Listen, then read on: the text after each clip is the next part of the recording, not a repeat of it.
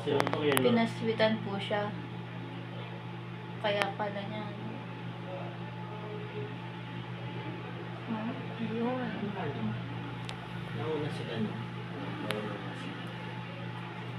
Kasama yung chan-chan, no? Ayan, no?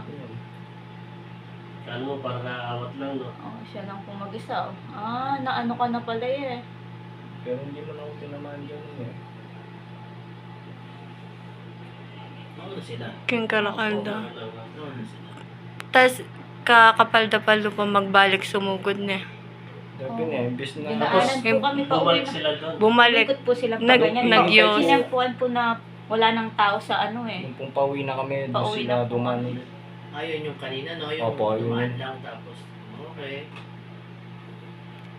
Nasaan ka dyan? Nandun po sa bahay ng kaibigan ko. Okay. Yung motor, yung may natad. May pinakuha po kasi akong cellphone sa kanya. So, patawag mo. Mamaya nga alas 5 eh.